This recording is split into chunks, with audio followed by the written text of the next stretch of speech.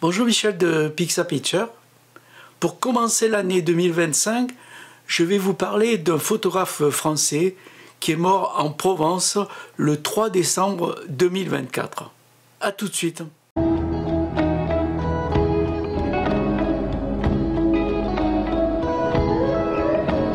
Ce photographe, c'est Denis Brillat. Il est né en 1928 à Paris.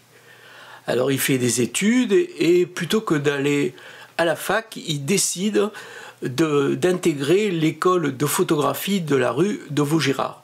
Cette fameuse école où moi j'ai été bien des années plus tard, puisque lui il y a été de 1948 à 1951. Il va quitter l'école et il va rencontrer Robert Doisneau qui va l'intégrer plus ou moins à l'agence RAFO. Il va commencer à faire des petits boulots à l'agence RAFO. Mais il voyage beaucoup et en 1957, il va en Inde et il revient avec un reportage qui lui permet d'obtenir le prix Niepce. Il continue à faire des photos, des reportages pour illustrer notamment beaucoup dans l'édition, plus que dans la presse. Mais on peut dire que la vie parisienne ne lui convient pas et même l'idée de faire des photos sur commande avec des clients et tout ça, c'est pas trop son truc. Et il en parle à Doisneau et Doisneau lui dit mais si tu es pas bien, il faut que tu partes, il faut que tu ailles là où tu as envie d'aller. Et là, en 1958, Denis Brillat décide d'abandonner le côté un peu commercial et de s'installer en Provence. Il va s'installer dans une maison plus ou moins en ruine à Beaunieu, en Provence. Là, il va commencer à arranger cette maison. Alors, il raconte qu'il n'y avait pas l'électricité, il n'y avait pas l'eau, il fallait aller chercher l'eau au puits, ce qui n'empêche pas de monter un labo photo. Et il va raconter que pour faire ses tirages et développer ses films, il allait chercher avec un seau l'eau dans le puits pour pouvoir rincer et faire ses préparations, ses révélateurs, etc.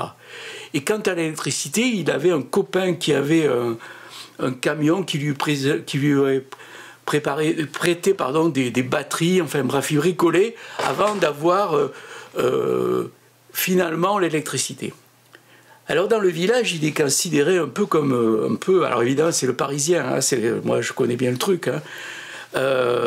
En plus il est bizarre parce qu'un photographe qui ne fait pas des photos de mariage et qui n'a pas un magasin photo, ils ne comprennent pas très bien ce qui se passe. Mais toujours est-il, comme il le voit un peu se démener pour retaper cette maison qui était vraiment une super maison mais très en ruine, il sympathise avec les gens du village au point que d'ailleurs, je vais vous montrer quelques photos, et il fait des photos de tous les gens du village. Je vous montre quelques photos. Mais le style de photo qu'aime Denis Brillat, c'est pas ça. Ce que Denis Brillat aime, c'est la nature, c'est le contact avec la nature. Et il a à la fois une vie, je pourrais dire un peu de babacool à l'époque, où alors il a son propre jardin, son propre verger, il cultive ses propres légumes, il a ses fleurs, etc., avec sa femme et ses enfants là. Mais ce qui l'intéresse, c'est la photo. Et là, il va commencer à photographier tout ce qu'il y a autour de lui. Et notamment les fleurs sauvages, les photos de légumes de son jardin, les fruits de son verger, etc., etc. Et alors, il a une méthode pour les photographier qui fait le style tout à fait de Denis Brillat. Parce que ce que cherche Denis Brillat, pour lui, la photographie, c'est pas le fait de faire des photos pour être publiées dans des magazines ou dans des livres. Ce qui l'intéresse, lui, c'est de faire des tableaux photographiques. C'est lui qui parle de tableaux photographiques. C'est-à-dire que pour lui, une photographie, ça doit être un tirage qu'on encadre et qu'on expose au mur. Et il dit que chez tous les gens, il y a toujours des choses qui sont exposées. Alors il dit que souvent c'est le calendrier des pompiers ou des PTT, et lui il préférerait que les gens justement mettent des photos, ces fameux tirages. Donc ce qu'il va faire, c'est qu'il va abandonner le côté purement commercial et il va faire lui-même ces photos, évidemment, plus les tirages, et essayer de vendre ces photos comme ça, signées. Alors il raconte que il s'était rendu compte que, évidemment, s'il faisait des photos, des tirages à l'unité, c'était impossible au niveau financier et tout ça. Donc ce qu'il va décider, il va faire toujours, ce qu'il raconte, hein, il va faire chaque fois 6 exemplaires, 6 tirages. Un qu'il va garder pour lui, et les 5 autres, il va les vendre numérotés. Bon. Alors, déjà, si vous voulez, je fais une aparté, si vous voulez obtenir des tirages de Denis Briat, va falloir quand même mettre le prix. Je vous montre par exemple là, une de ces galeries qui vend un chardon, une petite photo de chardon. Regardez un peu le prix, hein, c'est pas donné. Bref. Alors il commence à travailler, et ce qui l'intéresse aussi, lui, c'est de transmettre un peu son savoir. Donc il va lancer,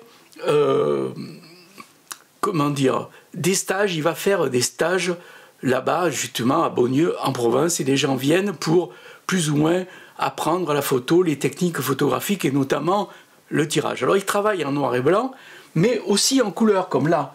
Et alors souvent ces couleurs sont faites à partir de noir et blanc avec des procédés chimiques, des transferts, notamment des trucs métalliques, notamment il fait des tirages à l'or, enfin c'est toute une chimie qu'il invente lui-même pour faire ses propres tirages. Il va recevoir plein d'amis. Souvent il va y avoir beaucoup de gens qui vont passer. Il va rester très ami avec Sabine Weiss, notamment avec le patron qui s'appelle Grasset de Raffo. Il va évidemment toujours Doisneau. D'ailleurs, je vous montre une photo où on voit Sabine Weiss avec Doisneau et le directeur de Grasset avec sa femme. Ça va être un peu un lieu de rencontre de photographes, et ça va lui donner envie pour un peu, comment dire, pas concurrencer, mais faire un truc un peu à part par rapport au mouvement qu'il y a de photos à Perpignan chaque année, aux journées de Perpignan chaque année qui sont très axées sur le photojournalisme, de faire quelque chose d'un peu, entre guillemets, artistique, bien que j'aime pas trop ce mot, lui non plus d'ailleurs, mais le côté où on est détaché du côté commercial. Et c'est là qu'il va plus ou moins être à l'origine, pas tout seul, hein, dans les années 70, des journées photographiques d'art, qui restent...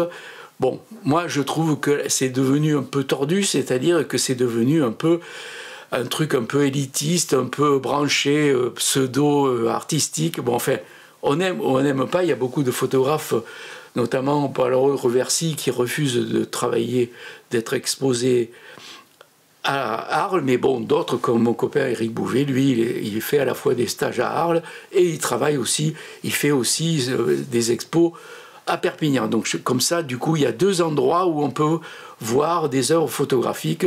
Chacun y trouve ce qu'il a envie d'y trouver. Alors il va avoir beaucoup d'expos, beaucoup de prix, la ville de Paris, etc., etc. Et en 98, il va décider, il va arrêter les cours photo, parce qu'il avait même fondé une école dans le Vaucluse, une école photo. Bon, bref, il a même aussi donné des cours à Marseille, mais bon, ça n'a jamais été très... c'était pas trop bien son truc. Alors, voilà, donc 1998, il décide d'arrêter et de se consacrer à sa propre fond photographique. Et là, qu'est-ce qu'on voit les photos qu'il fait, c'est-à-dire en fait c'est des photos très graphiques. Et ce qui est intéressant, moi ce que j'aime beaucoup dans les photos de ces fleurs et de ces légumes, c'est qu'il ne s'interdit pas de photographier des fleurs et des légumes, ou des fleurs notamment fanées, ou des trucs plus ou moins abîmés, et ça donne des formes et un graphisme assez étonnant. Alors il travaille sur fond blanc essentiellement, mais aussi sur fond noir.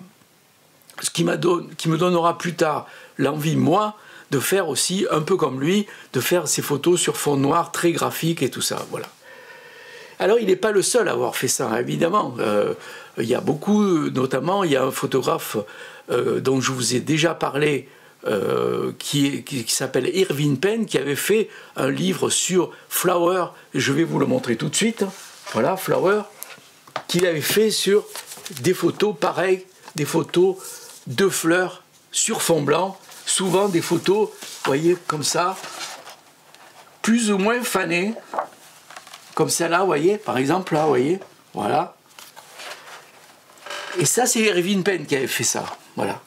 Alors, je pense que Denis Brillat connaissait Irving Penn, bien sûr, hein, et que... Donc, il y a toujours ce livre. Alors, lui, bon, évidemment, Irving Penn, c'était pas des photos de son jardin, hein, parce que c'est des orchidées tropicales, mais vous voyez, il y a quand même quand même, quand on compare ça et ça, il y a quelque chose entre eux, hein, voilà. Alors ce livre de Irving Penn, le très grand photographe de mode, hein, vous pouvez aussi le trouver hein, aux éditions, je ne sais plus quoi, Harmonie, avec un Y. Voilà, bon. Alors, en décembre 2024, donc, Denis Brillat va mourir. Il avait fait au mois de septembre une chute terrible où il avait un problème, je crois qu'il s'était pété le col du fémur, enfin il s'en est jamais remis et il est décédé le 3 décembre 2024 dans le Vaucluse. Alors c'est un très grand photographe, hein, Denis Brillat. On l'a un peu oublié parce qu'évidemment il n'était pas très médiatisé, on ne le voyait pas trop dans les magazines photos, on ne le voyait pas dans la presse, on ne le voyait pas, il était dans sa Provence avec ses amis, ses voisins, etc., etc. Alors, si vous voulez, bien sûr, si vous n'avez pas les moyens, je pense que vous n'avez pas les moyens de vous payer un tirage de Denis Brillat à 6 000 €, ou même il y en a un peu moins cher à 1 500 €, vous pouvez vous tourner sur des livres qui parlent de lui, et notamment ce livre que j'ai moi, qu'on m'a offert à Noël, qui s'appelle Denis Brillat, les premières années en Provence, aux éditions Le Bec en l'air, qui montre justement tout ce qu'il a fait en Provence. Et alors, notamment, déjà, vous voyez, par exemple, on voit les portraits de ses voisins dans son village. Donc, vous voyez, ça c'est quand même des photos, des jolis portraits assez classiques. Hein. Voilà. Un peu sa Provence, vous voyez un peu les portraits, voilà, bon. Mais surtout, après, bien sûr, on arrive aux photos qui font un peu le style de Denis Brillat, et je vais y arriver. Vous voyez, ça c'est sa maison, voilà. Alors, voilà un peu le style. C'est hyper simple, hein. Vous voyez une tige de graminées, regardez, voilà. Voilà. Voilà un peu les photos que fait Denis Brillat. Alors il y a aussi des photos sur fond noir, mais c'est surtout sur fond blanc. Hein. Enfin, je dis ça, puis au moment où je vous en montre sur fond noir. Voilà. Les lichens, il a fait pas mal de séries sur les lichens aussi. Voilà. Alors évidemment, ces photos les plus connues, c'est ces photos d'oignons, coupées comme ça. Vous voyez un peu? C'est chouette, hein? Voilà. Alors vous voyez, c'est des grands tirages, un carat de 50 je crois. Des feuilles aussi. Comme quoi on peut faire des photos extraordinaires avec presque rien, hein? Vous voyez? Un citron coupé, voilà, un peu les photos. Ce livre est assez formidable, il est super bien imprimé, hein, super bien imprimé. Voilà. Alors on a barré le prix parce que comme on me l'a offert, je ne sais pas combien il vaut, mais bon, il ne doit pas falloir très cher. Voilà. Voilà un peu le portrait de ce photographe qui vient de nous quitter là en fin d'année 2024. Voilà. Il n'est pas le seul, il y a eu beaucoup de décès de grands photographes cette année en 2024. J'espère qu'en 2025, ça ne sera pas la même chose. Voilà, je vous quitte, j'espère que vous allez faire de plein de bonnes photos en 2025. On se revoit bientôt pour de nouveaux portraits de photographes. Et puis aussi, je vais vous faire une vidéo sur comment vendre ces photos. J'ai déjà fait plusieurs vidéos comment vendre ces photos avec les fameuses agences Getty, Shutterstock et compagnie, puisque là il y a du nouveau, puisqu'il semblerait qu'il y ait une fusion entre deux grosses sociétés que sont Getty et Shutterstock, qui devraient se regrouper pour être plus performantes. Donc je vous en parlerai dès que j'en saurai un peu plus. Je vous laisse, salut, ciao ciao, à bientôt.